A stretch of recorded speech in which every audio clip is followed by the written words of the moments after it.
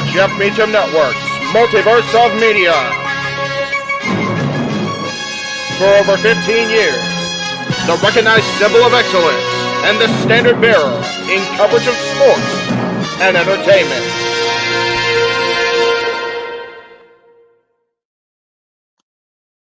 Good evening, one and all, and welcome to this very unique, to say the least, presentation here on the Multiverse of Media across the Jeff Meacham Network.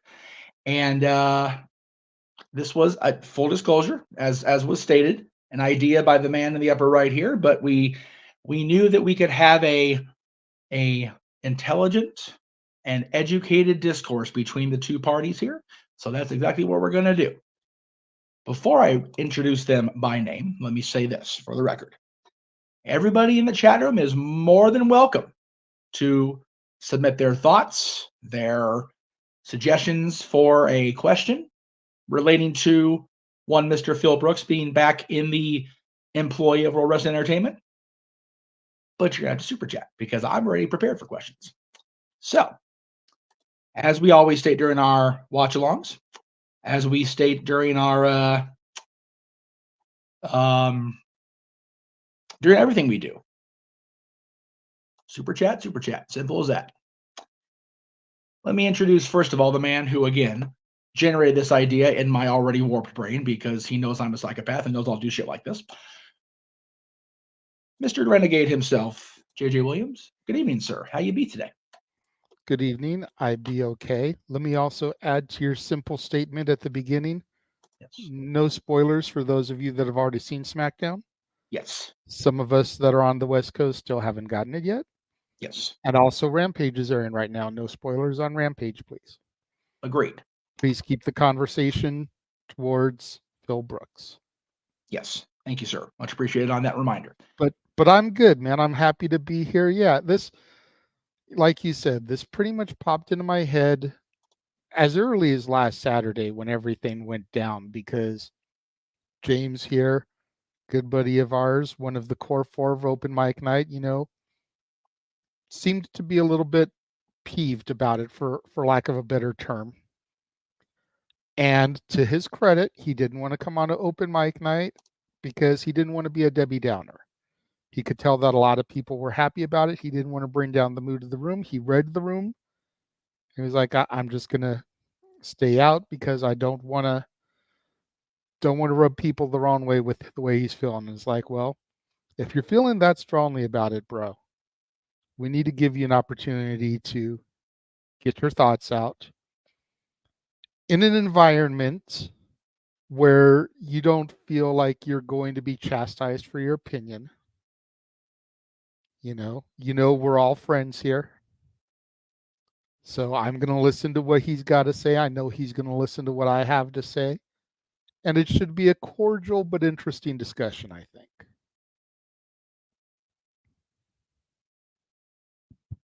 Can't hear you, Jeff. Jeff, you're muted.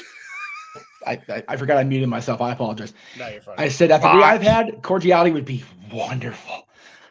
Yes. Introducing in the upper left, the man who graciously accepted the challenge to argue his side, Mr. James Hebert. James, we know you are currently still on your hiatus from all things sports entertainment, as Noah would say it. Yes. But how are you otherwise, my friend? Well, so I'm again, I talked about it with Jeff. I might be coming back for the pay-per-views of AEW at least.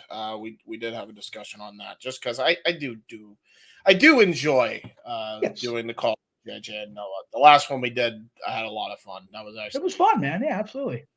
So I'm gonna keep doing that. I might not know what goes on week to week, but you guys know I pick things up pretty quick.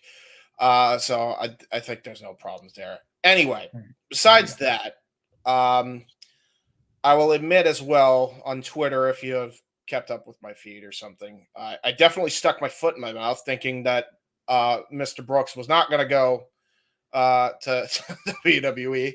And oh boy, at least that made me a meme, I guess. No, you know what though? You're not the only one because Aaron now has to learn to relearn to play the saxophone, which is beautiful because he can he can accompany us on karaoke nights for a while, which is going to be fun. Hey. And Mr. Cherry also put his foot in his mouth, and he got called out on it Wednesday by yours truly. So it's been a glorious week for some of us. I saw that was one of the first people I saw was Greg's tweet. He's like, "Oh fuck." Yeah. Yes. Ahead, In the JJ. category of didn't age well. Yes, Mr. Williams, your hand is up. And Eric Bischoff is going to have his head shaved again. That's right. As a result of it. Twice now. Ryback's going to have to retire. Well, yeah, but Skip Sheffield's full of shit and he's a liar. So Skip chef shit, you know? Yeah. And let me just say, I know me and you had briefly mentioned this, James, but I'm going to let the chat room know. I don't have the comments tab up on my screen. Yeah, neither. Because I didn't want anything that they're saying to ruffle my feathers. Yes. We discussed making sure that this was a friendly Discord as opposed to an argumentative debate. I've had enough of those in my lifetime. So for the chat room, neither one of us can see what you're commenting. We can only see what Jeff brings up on the screen. Yes.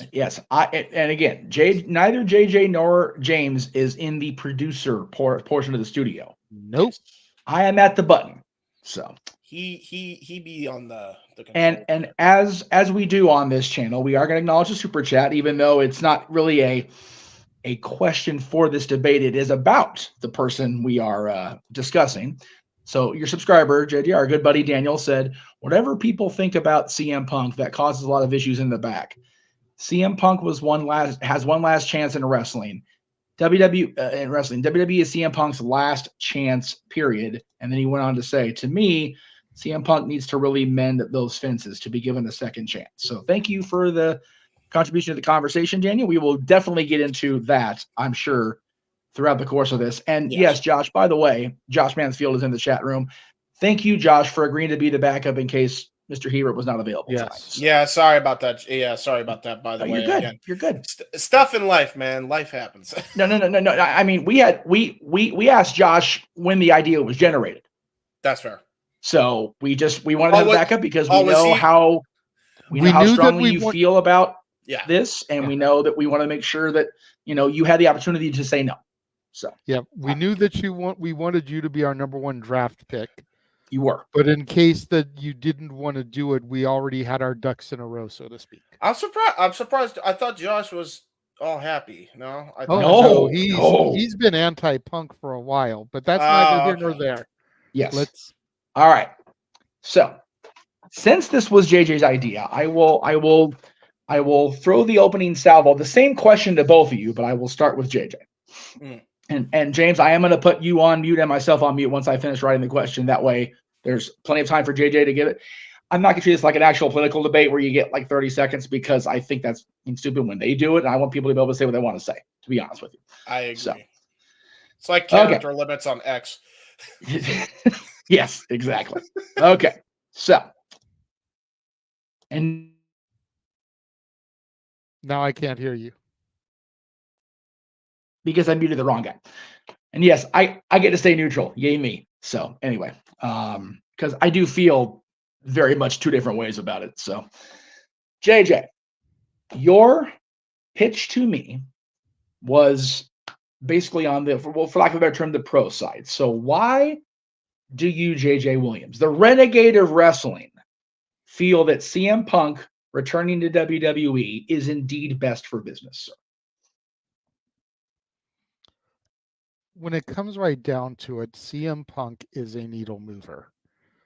All you got to do is look at his initial debut in AEW. You look at the fact that they drew their first $1 million house on his back. You look at the fact that he generated so much buzz for the company. And the biggest thing is that you look at how much he wants to give back to the business. He took what was taught to him by guys like Raven, like Tracy Smothers, and he wants to be that for the next generation. For whatever reason, some of the people in the AEW locker room Didn't like that, didn't appreciate that, didn't want that. WWE locker room, despite the issues that he may or may not have with certain people, has always been a little bit more welcoming of stuff like that. Especially when you figure the fact that they have their own developmental territory with NXT. You think about what he could do going down there on a every now and then basis and imparting his wisdom to the up and coming talent. You know, I was watching Strictly Business before things came on today, the newest one where they're talking about Punk's return. And they made a point about how there's 9 or 10 people on the roster that could be inserted into the main event spot at any given time. And they probably don't want a guy like Punk coming around telling them what to do. It's like, okay, that's a fair assessment. How many of those 9 or 10 people have gone one-on-one with The Undertaker at WrestleMania? I'm just saying. CM Punk speaks from experience when it goes to going up against some of these people. How many of those people have gone one-on-one with The Rock at the Royal Rumble? You know, how many of those people have gone toe-to-toe with a guy like Raven? Might want to open up your ears and shut your traps and listen to what he's got to say. And I think that is why he is best for business. He's already the number 1 selling shirt on WWE Shop in under a week. And he's still the top seller on AEW at the same time. That's how he's best for business. Well, first of all, I want to point out that apparently CM Punk is now the ravishing recruit of merchandise within wrestling. So there you go. There is that. Now, I also would like to. I had a point when you were going there, and it was gonna be really funny, and then I lost it. So that's okay. We'll go ahead and go to the super chats real quick. Josh is confirming he is indeed anti-Punk, but still marked the F. I'm not gonna lie. I think we all did, whether we were, happy or not. There was definitely a oh god moment, no doubt about it. And Big G reminding us all that he was in Chicago and Punk debuted in AEW. So he was there on site when that needle moved. So, of course, he was also there when Jeff Jarrett was there, and he clearly marked out. And we love Big G for it. Now, I love you, Jeff. You know I'm fucking with you. Anyway, James, to your point, is your point of contention that CM Punk returning to WWE is not best for business, or if it's not that point, what is your argument against his return to WWE? So my arguments are very much long-term thinking, not necessarily in the short term. So I want to make that very clear that everything that I am saying is mainly a prediction, not a spoiler. Paul Heyman. I don't know why I did the Dr. Evil thing, but fuck it. But I mean, Paul Heyman is Dr. Evil, to be fair. Yeah, true. But no. So I want to just preface this right away by saying I hope that everything that I say on the negative side is proven wrong by Punk or by the company or whoever is going to be in charge of all this, whether it's a collaborative effort. All right. I just want to get that out the way right now. So that way people understand I want to be proven wrong in a positive way on this. My thing with this is Punk has hindered his own drawing power for the long term, going back to the company he was shitting on so closely as to Revolution 2022. Like, this isn't that long ago when you really think about it. I mean, I don't know if anybody's seen that press scrum, but he was literally calling them out on legitimate criticisms about how they pay their talent with the royalties on the DVD sales. And now he's just going to go back to that company. And they're still doing half the stuff that he criticizes them for. The only difference is Saudi Arabia is a little less, of a hindrance and a problem. And, Vince McMahon's no longer in power. That's the only difference, but they still have creative issues for the most part. They're not perfect. We had to basically kick and scream for LA Knight to get a push. And these are the things that Punk fought for, once upon a time. And he was fighting for that as early as in AEW, literally against the people he was going up against politically in the Elite, specifically the Young Bucks, as we know now. So, he's now just coming back, and is this t-shirt going to sell on both freaking shops at this point? Absolutely, they're going to. No one's denying that. But it's very much it's a short-term thing unless you can build on that momentum, which is true in any form of entertainment, especially on a peak like that. The issue that I have is what you're going to see on TV as far as the feuds that he's going to have in the long term. You look at what's already lined up for him. 5 feuds right off the top of my head that is probably going to happen within this next calendar year. We know Seth Rollins is a given, Kevin Owens, and possibly Sami Zayn, because they're friends with who? The Elite, specifically the Bucks, especially Owens. AJ Styles, very similar story there. Finn Balor. And then you have Roman Reigns. I mean, when he gets to Roman Reigns, forget about it. He's going to cut a shoot promo on him, like 10 Ways to Sunday about it. You are going to hear about that incident from September. Some way, shape, or form or another, you're going to hear that. You're going to hear that. And I think, and it is proven because it showed on AEW, as much as Punk was a needle mover, that situation turned a lot of people off, and they have barely been able to escape the 1 million mark and get up there, at least on a live concurrent basis. It's especially going that way now that he's no longer there at all. So, it's been going down that downturn. The only up they've had is literally All In this year. And that's because he was on the card and they had sold out anyway just because of the historical nature of it. So, you look at that and then you go into what he's about to go into, and it's very much the same reason I have an issue with the Bucks. Like, I'm no two ways about it. I think the Bucks have hindered their drawing power, whatever the fuck was left of it, very similar to how Punk did. I think that is going to follow him for the beginning portions of that time. And as we have seen, we know that if somebody pushes him, Punk has a short fuse.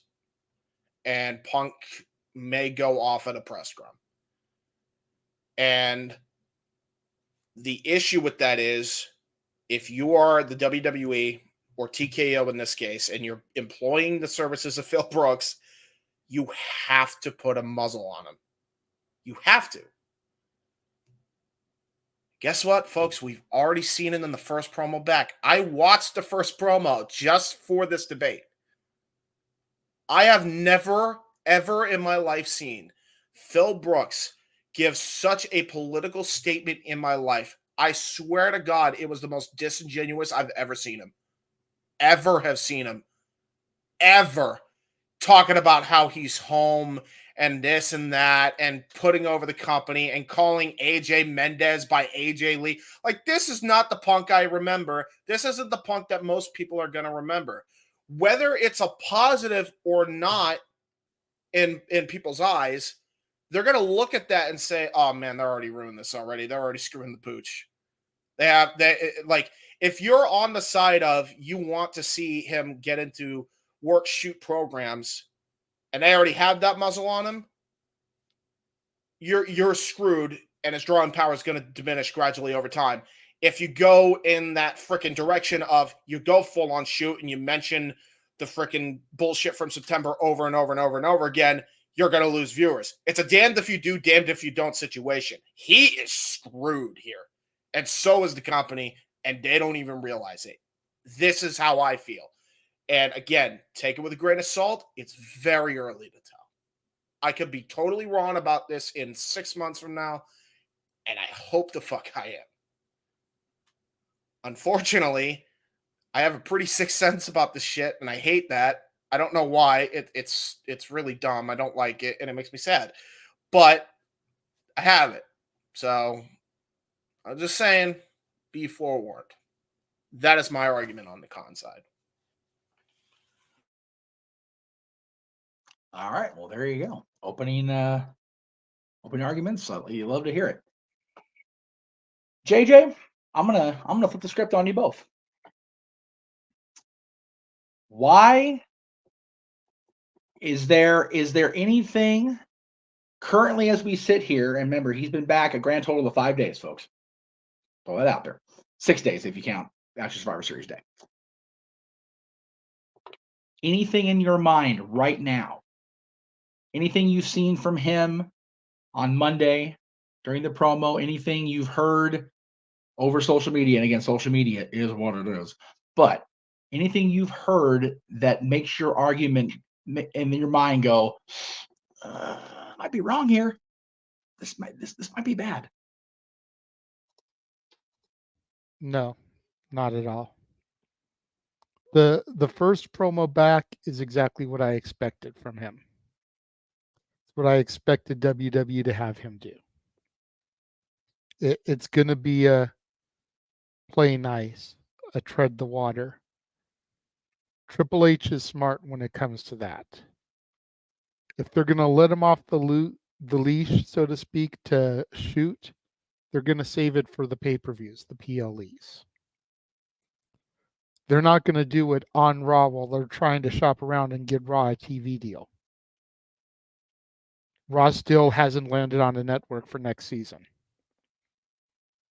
So they're not going to have him go out there, Billy the Kid, Wyatt Earp, guns blazing, taking out all people standing in front of him, and they're trying to shop for a TV deal.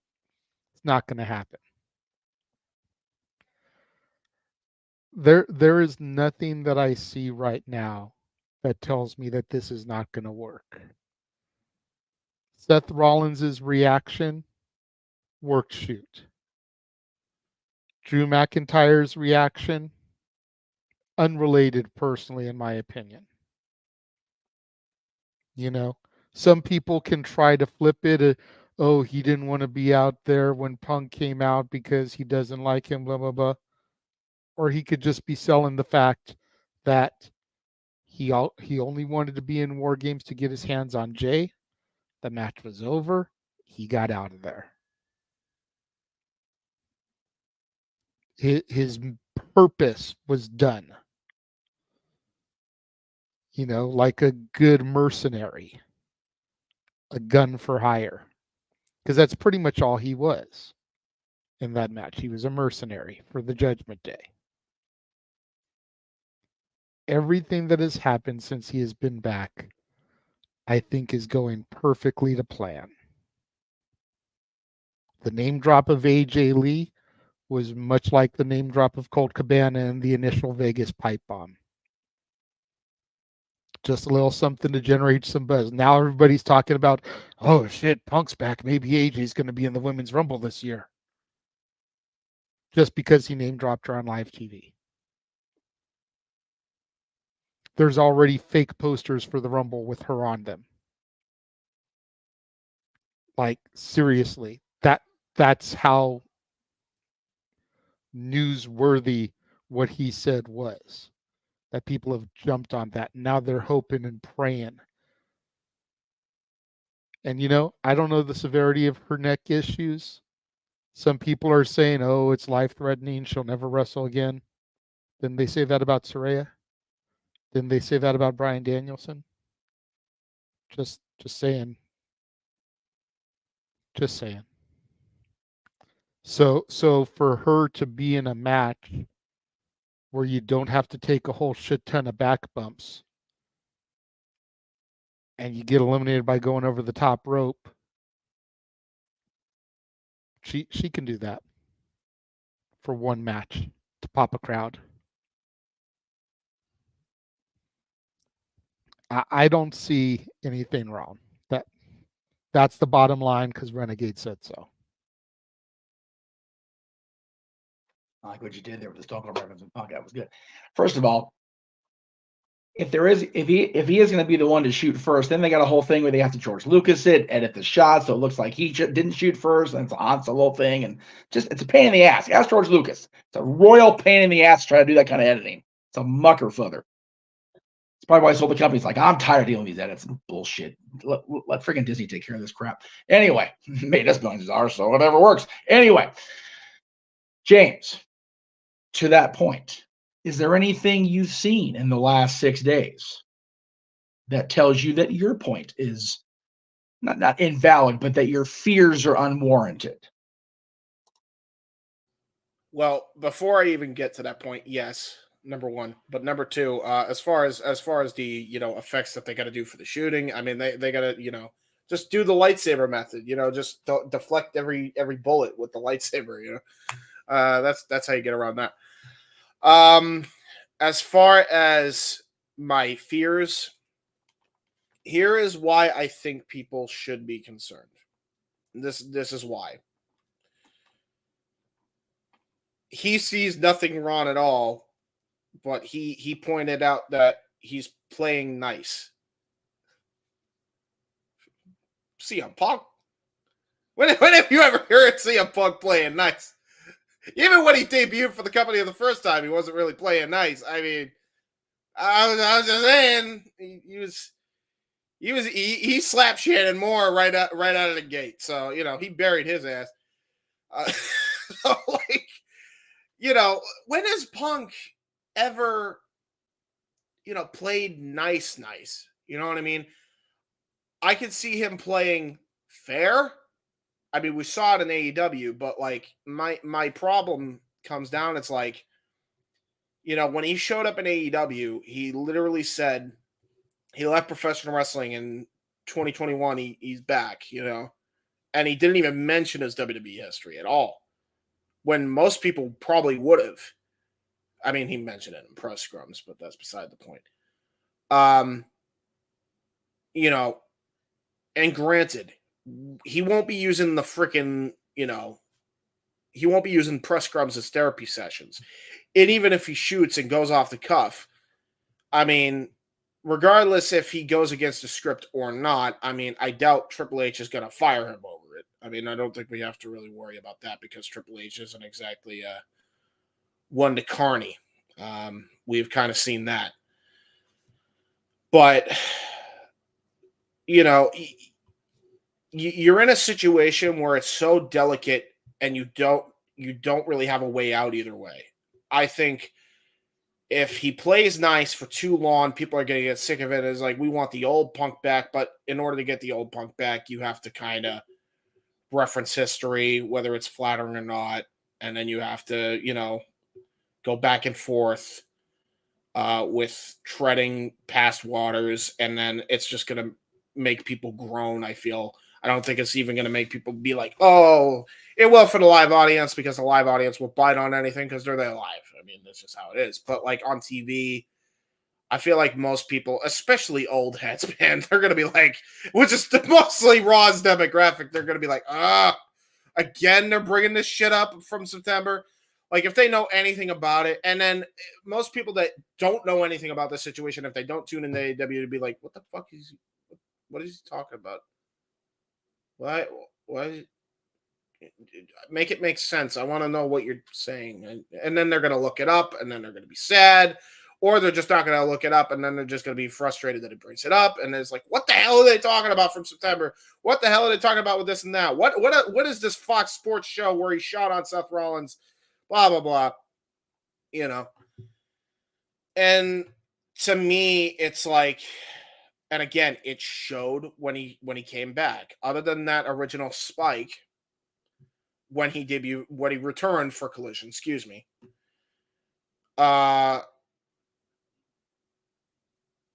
I don't know. Like I looked at that and I'm just like, Jesus, you know what I mean? And now here he is. He's talking nice and he's just not doing anything. And here he is now, you know, he was shooting and then it was going down. And now I feel like if any Punk fan is a Punk fan, they're going to see he's not shooting and then you're going to lose those people out eventually. That's what I'm worried about because I mean, that's where we're at. Like the perception right now, I'm gonna paraphrase what Undertaker said here. Perception is reality, and the reality is it's fucked.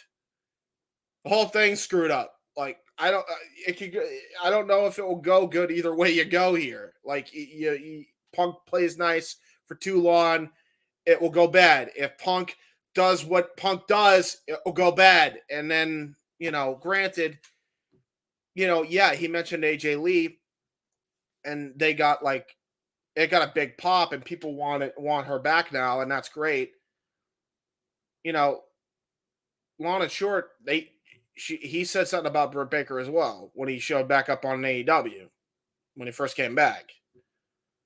So that's not exactly a big thing that happens. I mean, yeah, could AJ Lee come back? That's great and all, but that tells me that they're more interested in AJ Lee returning than they are a Punk, to be fair. And that's because she doesn't try to involve herself in a lot of BS. Even when she's married to the guy, she didn't involve herself when that whole debacle was going down. So, things happened. She ended up leaving because of a bad neck. All that nonsense. I hope she gets well. If she does come back, stay safe, and yes, please. But I'm just very worried about how the perception either way, whether he plays nice or Punk be Punk, it's gonna go haywire. And I think we're kind of already seeing that. Josh, I did see the comment up there. I'm only bringing it up because he talked about humble pie right there. People are like humble pie. People are happy about that. I don't think it's one of those things where, those people saying that are tuning in for CM Punk to necessarily get his ass kicked. I think they're seeing him as like an X-Pac almost. And no offense, Jeff, by the way, because I know you're friends with the guy. But, he's getting that kind of heat where I don't think people want to tune in to see him get his ass kicked. This isn't a JBL situation where he was the champ and people wanted to see him lose it. And so when he finally did, everybody was like, yay, and he wasn't exactly the greatest champion either, but at least he didn't. Well, I mean, he did some crazy crap, but at least he made it in story, during his title run and time on top, however brief it was. I look at Punk's situation now. It's like his first 5 feuds right there, tailor-made, is gonna bring up that incident in September, and prior to that, all the drama he had in WWE. I mean, it kind of happened in AEW, but it wasn't as bad because it didn't feel gross.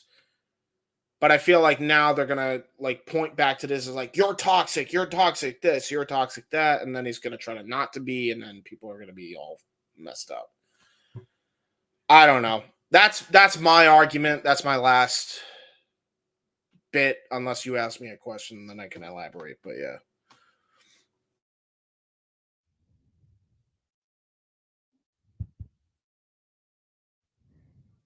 Yes, sir.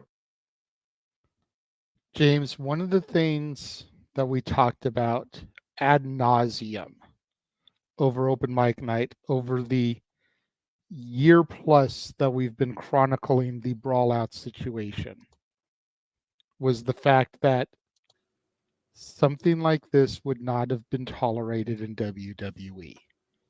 And if something like the Hangman Adam Page promo happened, WWE would turn it into money. So why are we then so worried about Punk versus Balor, leader of the Bullet Club, ran with the Bucks. Punk versus AJ, leader of the Bullet Club, ran with the Bucks. Punk versus Owens and Zayn, worked for PWG Gorilla. Bucks were 2 of the PWG 6. When WWE knows how to make money off of real life drama, 1.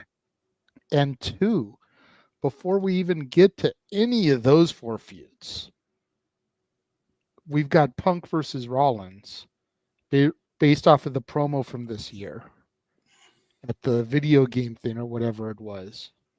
Yeah. And then you've got an easily written program with Punk versus Miz, since he called MJF, a bargain version of the Miz. Since Punk had that hatred inside of him, supposedly, or at least back then it was hatred. They've since buried the hatchet. Yeah. But going into that WrestleMania where it was Miz versus Cena with The Rock as the referee, and Punk believing that should have been his spot because he was the biggest heel in the company at the time, which he was. He was. So you've got a tailor-made feud right there that's 12 years old also. And with Miz having had a recent babyface turn, boom. You do Punk versus Miz at the Rumble probably if you're not going to save it for Mania. And if you are going to save it for Mania, then you can give us Punk Miz at the Rumble. People are talking about Punk versus Austin. Yeah. Dream match like we saw Owens versus Austin a couple of years ago. So I don't really see the problem that you see when it comes to Owens, Zayn, Balor, and AJ, especially with people rumoring that once his contract is over, AJ may become All Elite. I didn't even know that was a thing. I thought he would stay there. To be well, fair. Those that know Alan Jones are saying that once his contract is over, he's done with wrestling. But then there's people that are saying that AJ Styles may become All Elite once his deal ends. So there's the same kind of flip-flop back and forth as we see in AEW matches as far as the spots go. But there's so much on the docket for a guy like Punk. And who's to say his first feud coming in isn't going to be a Darby Allin-esque feud where he finds an Austin Theory or a Grayson Waller or somebody like that he can really help get over. Yeah, I mean, you bring up good points. My worry is that people are so apathetic that they won't care or give a crap either way. I hope I'm wrong. I hope what you're saying is true. I in my heart of hearts believe it is true because I feel that the promo that we saw on Monday was Phil Brooks. It wasn't CM Punk. From pretty much everybody that I know that has had a personal encounter with Punk, especially since he walked out of WWE, Phil Brooks is a down-to-earth, humble dude. If you watch his bio, everybody that has grown up with Phil says that he's a down-to-earth, humble dude. CM Punk, the character in the ring, is a jackass, arrogant prick. But Phil Brooks is a down-to-earth, humble dude. And I think the promo we saw and the entrance we saw at Survivor Series, we saw Phil Brooks, not CM Punk. And I think that's something that people aren't thinking about when they criticize how stupid and lame and hokey his promo was and how they killed the character with his first 5 minutes. We weren't getting CM Punk. We were getting Phil Brooks. My issues with that arise to counter your point. how many of those Phil Brooks-esque promos, if that is indeed him, do you go until people are sick of that, and then you try to go the full Punk arrogant prick mode, face or heel or otherwise? That's what I'm worried about. And I genuinely want, and again, you're probably right. There's a lot more, there's a lot more tight locks in WWE. However, those tight locks are a bit too tight. And I'm worried about if it's so tight with him that, he's not allowed to be what got him over in the first place. And again, back to my initial point, I think if you try to have him be like that, you're risking that being brought up. Apparently, there's NDAs. I have no idea if there's an NDA signed. I don't think any of us have seen a legitimate NDA. So, just because go ahead. To be fair, none of us have also seen his contract. Right. We don't know if he has creative freedom written into it. He may not have the level of creative control that Hulk Hogan had in WCW, right, but it could very well be the type of thing where he's got creative freedom as far as his promos go. They come to him with these bullet points. We need you to hit these targets. Say it however you want. And as long as he hits those targets, they're good. Mm-hmm. That's always been when Rock was at his best. Punk was at his best. Triple H was at his best when they gave him those bullet points. Right. Talk about this person, this show, and this part of this aspect of the story. You've got 5 minutes. Right. And to be fair, I think he had the same freedom in AEW. He probably will have that type of freedom in WWE. My issue, just to counteract that point real quick, I think there's an argument to be made that you could draw money with CM Punk outside of WWE, mm-hmm, and he's much more valuable in WWE or outside of WWE than he is in WWE. I think that's fair to say. And I only say that because, MJF got a huge boost in popularity because of him working with him. He was supposed to put him over and then everything went to crap over there, but he was supposed to, he just working with him elevated him to the point he won the world title. mm-hmm. Right. And to me, stuff like that is where Punk is supremely valuable because he made MJF, Darby, all these guys, and they went on to do bigger things, main event pay-per-views, be headline acts. Every person that he worked with had a big marquee match some way or another, with the exception of maybe a select few. And even then, they're a special attraction anyway that Punk just got eyeballs on. Right. Penta El Zero Miedo, for example. Ricky Starks, exactly. And Ricky Starks, I mean, he put over huge, even though they didn't get to have their blow off, and Danielson kind of carried him to the finish line.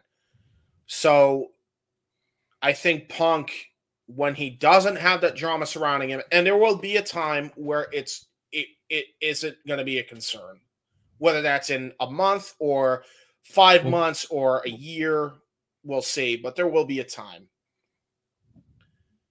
Do you have that same impact with him in WWE, putting over a guy like an Austin Theory, a guy like, sorry if I'm blanking, JD McDonough, a guy like Ilya Dragunov, a guy like Finn Balor, a guy like Damian Priest, et cetera, et cetera, et cetera. A guy like LA Knight. I mean, matches are great just on paper right there. Him putting some people over or making stars out of them, even in defeat, much like Cena did during his U.S. title run. If he could do that, will it have the same effect as it would have had in AEW? That's my question. You know what I mean? Your reply kind of ties into the last question I wanted to ask, so I'll go ahead and put a pin in that for the moment. Hang tight. Josh did ask a question that kind of got answered anyway, and he did insert a super chat for the question as I instructed him very not so subtly because that was directed right at Josh's ass. So the question was, can it be brought up? Because I wouldn't be surprised if there were NDAs involved in the reform. Even if someone tries to bring it up, Punk can't respond back. Again, we don't know about the NDAs, and the question was, anybody seen? I've seen an NDA and I've signed an NDA, just not about this, but I have signed an NDA before when it comes to other aspects of my life. So yeah, there's no those are pretty and clear cut of what you can and cannot do and cannot say. So if they've been signed, it won't be brought up by the company. Like WWE won't even have him bring it up because they'll know he'll be handcuffed worse than he was in AEW. Or the person involved. Okay, yeah. I mean, or the person involved could also be super handcuffed as well. Well, right, because if you bring up a thing you can't disclose, then you're screwing your own pooch in the process. So it's kind of like, it's silly to do that at that point because then you've got a fight you can't have. Right. Which I totally agree with you on. I'm just wondering if Tony actually had the foresight to have that NDA in the contract when he signed CM. That's my question. I don't know. No, I'm wondering if he gave him a little bit too much freedom, which is why he went off the rails the way he did, and Tony couldn't say a goddamn thing about it. Apparently, I was wrong about the question Josh wanted to ask with the super chat, but go ahead, JJ. I just wanted to ask, and this is a legitimate question here because everyone knows I'm newer to AEW. Yes. As far as I know, and correct me if I'm wrong, the really heated Punk promos didn't begin until the Eddie Kingston promo. And then it kind of backed off again, and he tried to work the way he was supposed to with Paige until Paige started to shoot on him. Right. And then once Paige shot on him, it kind of became gloves off. If we're going for the nuts, we're going for the nuts, and I'm just going to twist those things into a vice. Yes. That's pretty much how it went down. Yeah. So from his debut in AEW, and we'll even bypass the Eddie Kingston one. So until the thing with Heb Man, which was almost a year later, he pretty much played by the rules and did standard promos. True. I wouldn't say good guy Phil, but not the Punk that we all kind of clamored for either. Is that safe to say? No, that's fair, because other than the opening salvo where he talked about he was never going to get well at the place that made him sick, which was a direct shot between the eyes at WWE itself. Yeah, he pretty much toed the line pretty well. Yeah, I'd say that's fair. Okay. So then why? So then the follow up to that would be, why would we expect anything less with him now in WWE? Agreed. Okay, that's fair. You feel me? To your concern. Do you feel him, ma'am? Feel like Cody and Jey Uso there. But seriously, you're so concerned about people being turned off by his promos because he's not being the Punk we want. But he wasn't that guy in AEW until Adam Page came for him trying to hang him like the Hang Man do. To be fair, I think Punk was Punk in AEW. I argue this because of a couple reasons. Punk, whether he's a good guy or a bad guy, whether he is, just being happy or angry or sad or any emotion, just slap emotion to Phil here. And he's on a microphone and he's conveying that. That's Punk to me. Right there. It don't matter what it was. The Punk from 2011 when that pipe bomb was initially dropped on WWE is the same Punk that I thought we got when he showed back up on AEW on Rampage. Right. Same passion, same delivery, same energy, same vigor. Everything about it was the same. Okay. It was CM Punk of old to me. All right. And CM Punk of old to me also means the promos he cut in Ring of Honor on Raven, the promos he cut in WWE when he first showed up, the Straight Edge Society promos, the promos he cut on Johnny Ace, et cetera, et cetera. Like, those are my favorite. We're gonna have, I know, I know, Jeff. Those, I think, I don't have the same like perception that most people do about Phil when he was in AEW of this ain't the CM Punk of old, because that was bullshit. I noticed there's a very big difference in how he's acting here. Mm-hmm. That's I have a very weird sense of just kind of reading body language. Mm-hmm. And it just felt to me like he was, other than when he was talking about AJ Lee and, you know, his wife, because he's always going to be passionate about his wife. Yeah. He something just seems off. Like he doesn't feel what he's saying. And I don't know if it's just because of all the shit he went through with AEW. I was just going to ask you both that. It's like, is it just he's like, you know what, let me get through this first one because, damn it, they want to hear me say something. But he's not fully uncuffed himself yet because he doesn't want to shoot himself in the foot 2 days after he made the big like he does right. He doesn't want to be passionate. I mean, he's already subtly hinted at Rollins because like almost everybody. I saw that promo. Like I saw the whole promo for the record, just so in preparation for this. I watched it. I was like, those are the two times I saw like, okay, Punk's passionate here and here. Yes. But like in any promo that I saw prior to this, even when he was hating everybody in there, right? Man, he was CM Punk. No matter. I hear what you're saying. Right. Like Punk and Brooks, to me, blended so great because he was so impassioned every time on that microphone. Yes. You know, when he was happy when he showed up on Rampage, he had the same passion when he cut that shoot promo on Collision against the Bucks, right? Yeah. Stuff like that. And, you know, that's what I'm worried about here. Because he subtly mentioned it, and it was some passion, and then he just is like, okay, let's just get through this. And it just feels like he's worried about walking on eggshells. And if anybody knows how that feels, unfortunately, it's me. Which that's my worry. It's just like, is he too afraid of his own passion? Is he too afraid of his past mistakes? Is WWE too afraid of their past shit? You know what I mean? It's just like, that's what I'm worried. That's why I'm worried. It's just I see something is just off, like he's anxious or the company's anxious about even having him back. You know what I mean? Like that makes sense, yeah.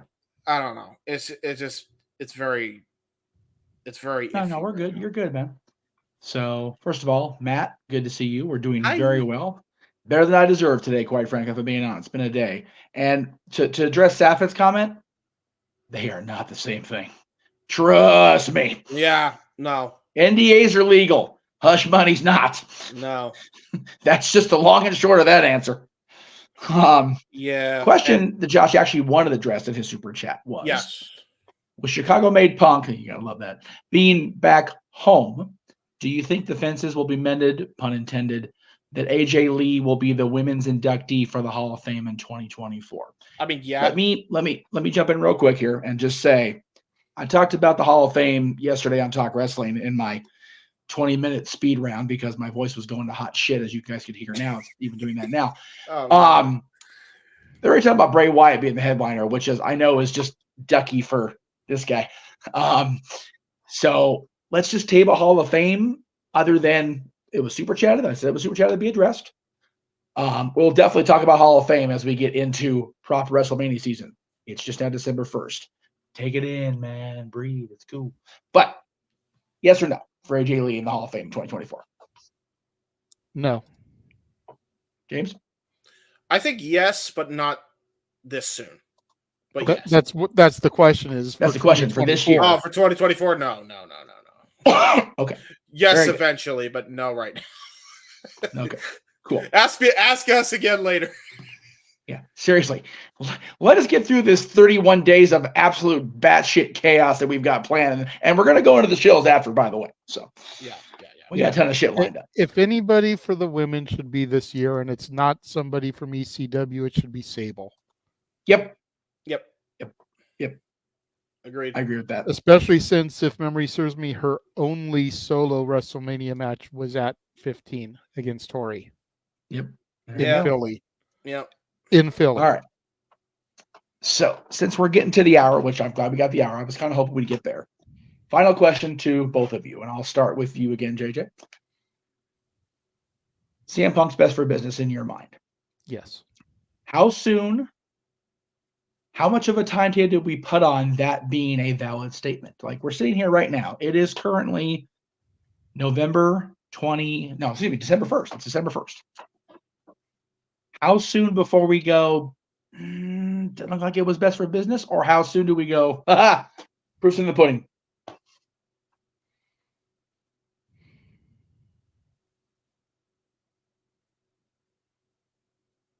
I'd say at least a year out. Okay. I agree with that. I'd say at least a year out, because the short term, you can't really judge by that. Look at what happened with AEW. Mm-hmm. You've got to look at the long term. Yeah. And granted, in the grand scheme of the WWE, a year's really not that long. But we also don't know how long of a deal he signed either. Mm-hmm. We also don't know how long the behavioral probation is on his contract. Yes. Yeah, basically a part of the contract was there was a bit of a behavioral clause. We don't know the entire terms of it. Right. But I'm saying this because James has a dumbfounded look on his face. But I'm sure it's something to the effect of, if you pull the shit that you did in AEW, you're gone. Yeah. Like, there's no ifs, ands, or buts. You are fucking It's a safe gone. assumption. Right. Oh, boy. No wonder that promo on Raw happened. But. Okay. But. What everybody needs to remember is that when all the dust is settled, all the smoke is cleared, there were 3 people that were more in the wrong than anybody. Yes, CM Punk was to blame, but there were 3 people that were in the wrong more than anybody. Yes. Matt Jackson, Nick Jackson, Tony Khan. Yes. I give Omega a break because he more or less tried to work things out. Mm-hmm. Aside from the initial brawl out situation, you never heard his name mentioned when it came to Punk drama. Yeah. So I'm willing to give Omega a pass. But Matt Jackson, Nick Jackson, Tony Khan. Yep. Are more in the wrong than Phil Brooks. Because Nick and Matt are EVPs. And if you're going to have talent in management, you should be able to manage and lead by example. Yep. And Tony Khan was sitting there at the scrum next to him. Vince McMahon, Nick Khan, Paul Levesque, Stephanie McMahon, John Laurinaitis, any of them, I know, but any of them would have looked at him when he started saying that stuff. Wrong time, wrong place. Cut him off at the or they would have given a signal to somebody in the back and they'd have cut his microphone. Yep, true that. it would not have even begun. Therein That I can lies agree the with. difference. Yep. Yeah, I mean, you mentioned that. I remember there was a point in when Triple H and Punk were feuding, ironically enough, they actually did exactly that in the build up to their match. I didn't even think about that. Because he just mentioned their names and they got his mic off. Mm-hmm. So there is that. If you remember in the promo in Vegas that JJ and I were part of, they pretty much let him go until he brought up Vince dying and Triple H said taking over. It was like, that's the end of that shit. Yeah, which it wasn't even that. It was when he started to go towards the Be a Star campaign. Right. Well, yeah. Let's not even. Well, he still cut the promo anyway later on, though. You know what I mean? Well, but when you think about it, you go, I got one for you. You know that campaign we have on the signature, and all of a sudden it's just no mic, and we're going, oh, yeah. He crossed the line. He pushed the button. He did the thing. Well, yes, he crossed the line, but he still crossed that line like 2 weeks after. He still cut the promo. He just did it on a different promo. Yeah. So there's that. I think. Okay. For me, I also want to just add to your point, JJ. You give Omega a pass. I also think Hangman deserves not a total pass, but I think a lot more forgiveness in that he did defend somebody that was getting harassed for being a Punk fan after she flipped him off in the front row. So there is that. I have a lot of respect for him just for him doing that. I think he's tried to mind his P's and Q's other than the shit Tony gives him to fucking recite, which is neither here nor there. But, he's doing his job, and he does it quite well if you judge by the freaking match that we saw, JJ. So there's that. Josh, answer your question. No, he was not aware. We made that clear in the conversation about the Beaver Club. Yeah, I had no idea. Yeah. As far as Hangman getting a pass, for me, and then again, this is just host moderator guy. If he had, you can try to make up for anything you do in life and try to find that moment of peace, redemption, whatever you're going to call it. Once you kick that pebble down the mountain, unless you dive after that shit to try to stop it, it's always your bad. And he didn't try to dive down the mountain until it was already a freaking avalanche. Yeah, that's true. And a lot of casualties got caught in that avalanche. Yeah. Yeah. I told you in private, James, when we were discussing you coming on the show, and I'll go ahead and say it in front of the audience. I had started to get to a point where I was willing to get past my Page hatred and only focus on the Bucks. Mm-hmm. And then he went off and did what he did with Swerve. Yep. I didn't even know he did that. Shit. Yeah. When he came out and started doing his thing with Swerve, which was very reminiscent of him going into business against Punk, I was like, just when I was ready to forgive you. Because he brought up the fact that, his wife left him, doesn't see his kids anymore. What?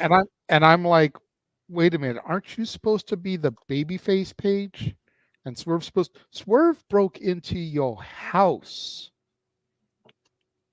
And your promo is telling me that you're the heel right now. What are you doing? Why did he bring up his wife left? Because that's what he does.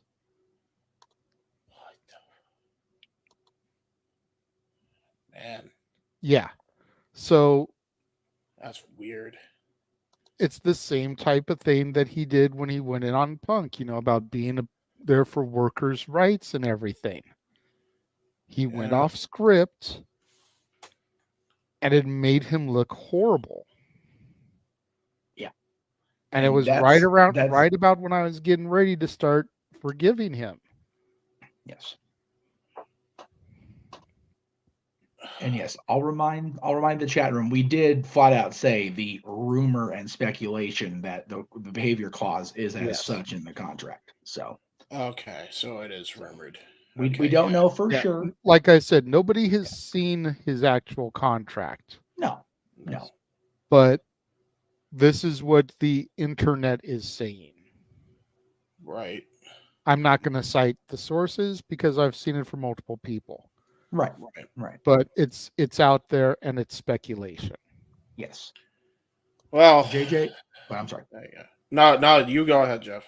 I Yeah, cut go you ahead. off. Well, if you had a point to make, I was going to let you do it because I'm gonna go into close the show phase. Yes, Oh, I was going to make a. I felt like we should make a final statement. yes. No, that's what I was going to do.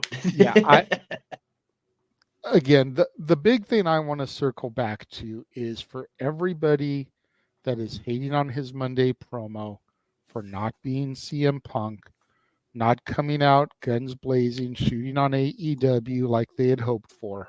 Well, I didn't want that. I honestly feel that it was a matter of it is Phil Brooks cutting that promo. I don't know the guy. I've never met the guy. Mm-hmm. But I honestly feel that deep down in his heart of hearts, Phil Brooks never thought he would step foot into a WWE arena again. And the emotion and the reception, despite the fact that it was Chicago and he's treated like a god there, but the reaction he got at Survivor Series, I think just It's funny. was so much for him. Mm. You know, it comes back to you guys know me by now. I like to tie stuff to music. It comes back to a Bon Jovi song who says you can't go home. I went as far as I could, tried to find a new face. There isn't one of these lines that I would erase. Lived a million miles of memories on that road. Every step I take, I know that I'm not alone. You take the home from the boy, but not the boy from his home. These are my streets, the only life I've ever known. Who says you can't go home? And he's home. I hope it's true. That's all I will say with that. I think it's I think the statement of it's too early to tell and give it a year is fair. I agreed with that. I hope I'm proven wrong ultimately by that, and I don't have to turn away. For now, I think part of the problem too, for me personally, anyway, and if you know, you know, I've been going through a lot of similar shit that Punk went through, and quite frankly, that Omega went through. That it's just I kind of want to avoid it as much as I can. And now that you told me about the Hangman Page thing, that completely changed my tune on him. Anytime I see him, I guess I'll have to do the skits that I plan to do anytime he shows up. Again, everybody's entitled to their own opinion about every other person, but as long as it's clarified as an opinion, right? That's the thing. Well, to be fair, I didn't know that he even shot on Punk again during the Swerve feud. I had no idea that was a thing. And again, do we actually know that? No, but it seemed rather blatant.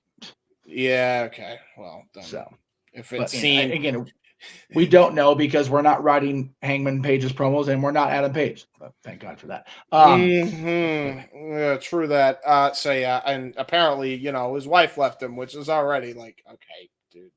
Yeah. Right. When you hang around Matt McNasty, you're bound to have a bad attitude anyway. Again, just my own personal opinion, though. I agree. I have a question, and I feel like this should be brought up. And the only reason I'm bringing it up now is because Ryan is in the comments, and him and I talk sometimes. I see. So, and this question just occurred to me. Wasn't there something said that Tony feared for his life or something because Punk attacked him? Is that what has been reported? The statement made when Tony fired Punk was that he had never feared for his life like he did that night. Right. Now, was there reports that he attacked Tony and choked him? It wasn't that he attacked Punk. It was the fact that when Punk and Perry got in their little bitch shove fight, Perry basically got shoved over the desk where Tony was sitting. Oh, okay. Yeah, okay. So the monitor fell on him as a result. All right, yeah, that makes sense. And again, okay, that's what I thought it was anyway, but I just wanted to clarify because, like, he said fear for his life, and I heard rumor sites back when I was in that, and have since blocked my feed from all that toxic shit. That's fair. That Phil Brooks was, choked Tony, and I'm like, okay, if that was true, WWE would not hire him at all. If that was the case, he should be in jail if that happened. I mean, come on, Right now, I got you. All right, so yeah, I mean, who knows? That's the only question I had. Okay, cool. That's it. I just want to make sure before I went into the show stage, because that's what I do around here. We don't do topics. We sell merchandise on this show. And we sell shows. Yay! Freaking DX up in here. Merchandising. Where the real money from the movie's made. That's right. So JJ, you brought up 2 points I actually was going to bring up. So I appreciate you leading me in, brother. First of all, you said a year out. December 1st happens to be a Sunday. So I, for one, move that if they're so inclined, and if not, we'll gladly pick it up, pick the ball, run with it. The No DQ review on December 1st, we see where Punk's at. And we go, did they hit the marks? How are we doing in a year? Because if not, we will be more than happy to do it on World's End, on our end of year show, which will be in the middle of the week. So we'll probably do it like the Saturday before or something. But either way, we'll get it done. The other thing is, you brought up the Bon Jovi song about going home. I had the Chris Daughtry song in my head. I'm going home to the place I belong, and where your love has always been enough for me. Not running from. Now, I think you got me all wrong. I don't regret this life. Trust me, I don't think Punk regrets a damn thing, by the way. These places and these faces are getting old, so I'm going home. Lord knows those places and faces got old for him after a year and a half, 2 years. He was done. So he went home. The other thing was the WrestleMania 29 thing. Going home. Tell the world I'm coming home. Though my kingdom awaits, and they've forgiven my mistakes. WWE appears to have forgiven his mistakes, at least for now. So again, it all ties into everything. Ties back to wrestling, folks, and it ties back to music or movies, which is why he does what he does. So it all ties together, folks. Now, let's see. If the internet was around when HBK there'd be no internet left. So HBK would have scorched the earth. Yeah. DX would have ruined everything. But man, I mean, I will say, by the way, I think Josh being called a hypocrite, just for the record, I think that's a bit rough. To be fair, I don't want to watch Punk anymore, but at least for right now, but there are going to be matches that are going to entice me to be like, all right, yeah, that sounds like it could be fun. You know what I mean? Yep. Come on now. Exactly. Like I like Stone Cold and Punk. If that happens, I'm going to be tempted not to want to see that. I mean, come on. Like, no, I agree. It would be difficult for me not to, but it's, well, at least I know that Stone Cold and Punk are going to talk about the shit from September. Apparently, he might not talk about it at all. I hope that remains to be true. But yes, I mean, if it does, then I'll change my tune. How about that? Because that's right. I'll tell you right now, everything I said about Punk on this show, apply it to the Elite. Or specifically to the Bucks. I don't want to see them on my fucking screen, and I will not see them on my screen. You can't pay me enough to see them on my screen, even when I do commentary. The difference is, I don't think any three of us are going to have a pro Young Bucks conversation. No. We're all negative on those little pricks. Actually, it was brought up today in conversation by my ex, who was a fan of them like I was at the time. They were still growing and actually young, and I went, it's a good thing you don't like wrestling anymore, because you'd be sadly disappointed in your precious Bucks. Anyway, yeah. Speaking of tunes, you said tune in. Speaking of tunes, we've got 2 really tune heavy shows coming up at the end of December. First of all, Noah's favorite day of the year, Eve of Christmas Eve, Christmas karaoke, open mic night, December 23rd. 11 o'clock Eastern, 8 Pacific. And then the show that we are all, not just we're all dreading this for reasons. End of the year, open mic night. Golly, episode 100 of open mic night. First of all, the end of year 4 going to year 5 for the Jeff Meacham Network. The 2023 highlight reel, which is complete. Whoops, God darn it, stupid buttons. Which the highlight reel is these two guys. I'm scared. I'm not going to lie. Anyway, and then we're going to count down the year coast to coast across the lower 48 because I'm not waiting for Alaska and Hawaii because they're too damn far away. And I go memes. So that'll be on December 31st. But before we get there, Jesus Christ, we got all the descent. Stop that. No, stop that. Scare me. If you have been following along with Renegade on the Constantine Studios and his weekday reviews of the shows, you're awesome. We love you. You're cool people. If not, don't be a dick. Start watching JJ's show. Please. This is what was covered just this week alone on For the Love of Wrestling. So if you're missing out, don't be that guy. Like, watch his show. It's good stuff. He takes his notes. He's passionate about wrestling again, by God, people. Get on that. That's Monday through Thursday every week. Also, congrats to the No DQ 2023 Hall of Fame. Whether you agree with the votes we're giving out or not, they are Hall of Famers. Congrats to them. Especially our buddy Lisa Marie Barron. We love it. Lisa got her flowers. That's good shit. Congrats to all of them except for one. Oh, would you kindly?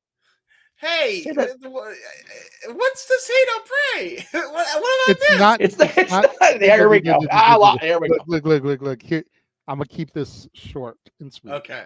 It's not hatred on Bray. It's the fact that, as far as the No DQ awards go, Bray got in there before Perfect, Yoko, Dusty, and Piper, and he only died this year.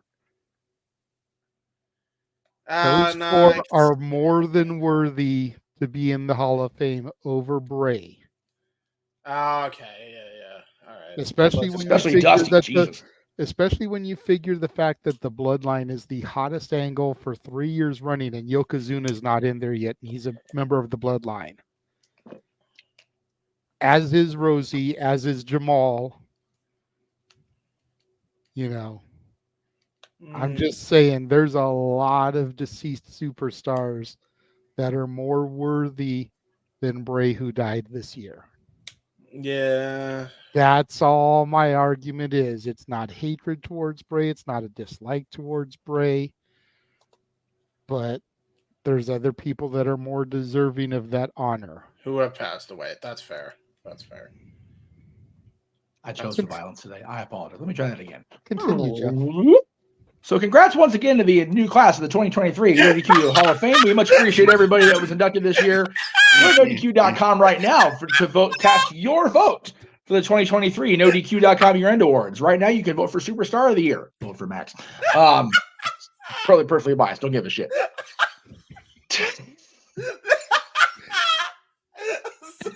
I tried the Excalibur. My voice is so fucked. I can't even do the Excalibur bit. So fucking good. Oh my God. I might honestly, JJ, we may have to just put that in the highlight reel just because that was that was unbelievable. I'll allow it. Oh my God. I've lost control of my own network. That was Good shit. hysterical. Okay. That was hysterical. Anyway, Continue. all right. Tomorrow, JJ. Yes, tomorrow on Open Mic Night, we will be welcoming a longtime friend of the channel. Yay! Gino Rivera, Gino Told You So, Seville Alvarez, whatever you know him as. We know him as friend, amigo. He does have a match tomorrow during the course of our show. I am not sure what time he will be jumping in, whether it is before his match, after his match, nor am I sure how much time he is giving us. I told him, you know, we'd love to have him for as long as he's willing to give us. Ideally, 45 minutes to an hour. If he can give us longer, great. If he can't give us that long, we understand. But regardless, Gino Told You So, independent wrestler, modern day journeyman, if you will be on Open Mic Night. And hopefully you'll be able to be there for that, James. Honestly, I'm down. That's cool. I like interviewing independent wrestlers, and Gino sounds like a cool dude. I think I met. By the way, fun fact, I apparently met him once. He was doing a tour of the Northeast, and he was like around Top Rope, like I want to say back in like 2015 or something like that. So doesn't surprise me. He's been around a lot of places. Me and Jeff have talked about it. We're basically just gonna like lay out of it and let you guys on the panel that want to talk to an independent wrestler, ask him questions, super chats from the chat room. You guys are basically going to dictate the show. Me and Jeff are just going to be sitting there chilling. Especially my voice going the way it is. Now, what about dads, Jeff? Huh? So what about dads, Jeff? Oh, I'm getting there. I'm getting there. Oh, okay. Don't worry, I'm getting there. During the course of the week, of course, we have our usual suspects: Meech's Musing, Staffboy Sports Bar, The Greg Cherry Show, Talk Wrestling. Hopefully that'll be back at 10 o'clock, not 7 o'clock, because I need to eat dinner before I get into this Talk Wrestling nonsense. I don't blame you. The 2 episodes of Dads for December will be not this Monday, but next Monday, the 11th, as JJ and I rank the top 10 Christmas songs that aren't about Christmas. Uncle JJ, what is that, man? Well, think about it. Is it a song that you hear at Christmas time? Does it talk about Christmas, Santa Claus, the birth of Christ? If not, then it's a Christmas song that's not about Christmas. Baby, it's cold outside. Let it snow, let it snow, let it snow. Jingle Bells or Jingle Bell Rock. None of these songs have jack diddly shit to do with Christmas, but they are Christmas songs. Think about it. And to those of you that are going to ask, no, not the Hanukkah song. It's about Hanukkah. It's not about Christmas at all. Yeah. I mean, well... No. Yeah, no, you're right. You're right. Please don't dive the rabbit hole. I can't anymore. I can't. Yeah, no more digging. No more digging. December 25th, Christmas Day. This is where I thought you were going when you said tune heavy. Oh, well, because both these shows are about songs. So, well, yeah, but so is the open mic nights I talked about, because there's going to be a shit ton of song clips on the open mic night end of year special. I know this. True that. But on Christmas Day. Yes. And it will be a canned show, Mucker Brothers. We ain't gonna go live on Christmas. We ain't that family. We ain't hating our family that much. No. Top 10 songs about Santa Claus. And I've heard tell there may be a cameo from the guy himself. I mean, he'll be fresh off his trip. He'll be back at the pole getting ready for his summer vacation. Hopefully not in that Speedo, because that's just wrong and gross. Oh no, Santa Claus stink face though. Here comes Santa Claus. God. Oh no. Acting like Kishi. Okay. It doesn't help that I was watching a Deadlock review earlier about Rikishi giving Vince McMahon the stink face. I mean, anyway. That'll forever remain in all our minds and on Vince's nose. Now, yeah. For our final plugs for the night, JJ and I have graciously dubbed it the We's Gonna Die Tour. And it starts next week. Yeah. Christ. We got five watch-alongs over 4 nights, just December alone. Tribute to the troops next Friday. NXT Deadline, a final resolution the next night. Ring of Honor final battle, and World's End, where hopefully Max will not legitimately die at the hands of Samoa Joe. We're hoping. But, Samoa Joe. So, no promises. 2024, as far as the non-WWE shows are concerned. Wrestle Kingdom, Hard to Kill, the return of TNA Wrestling. The final night of Sting's career in Greensboro in March, and All in London, which tickets went on sale today. Apparently, they're kicking all the ass, as they should. So good for them. And then WWE, because they can't ever be topped. 10 nights of watch-alongs because they truly hate us. Royal Rumble, Vengeance Day, Elimination Chamber, the Hall of Fame, NXT Stand Deliver, both nights of WrestleMania, the Raw After Mania, Backlash in France, the Bash in Berlin in Germany, and that's just what's been announced. So, we're gonna die. Because we're going to call the action. Noah and JJ will call the action. James will call the action. Dattilo will call the action on the Impact shows. I'll be producing it. Dude, I'm so glad I'm only doing the AEW Ring of Honor pay-per-views. Holy shit. bro. I did the Wow. James. I did the math the other day, just on what's announced in 2024. Figure we're booked through August 31st. Yeah. Just what's announced. We average a show every other week because there's like 38 weeks or something already announced, or like on the calendar, and we've got 19 weeks basically of. If you put it every other week, it would average out to one every other week. They're not done announcing shit. Here comes wrestling. Here comes wrestling. It won't turn it off. Yeah, all the wrestling, and the multiverse funerals. Yeah. Holy anyway, shit. I digress. And yes, they also announced this week that Battle in the Valley and what the hell's stupid Tony and his goddamn double shots, Battle of the Belts, and are also going to be on January 13th. We're not covering those because Tony's a hypocrite and fuck him. I cuss her off, so I don't give a shit anymore. I'm going to bed. All right, so that's it for the watch along. That's it for the plugs. I hope. Golly, Hard to Kill, Collision, Battle of the Belts, and New Japan Battle of the Valley are all January 13th.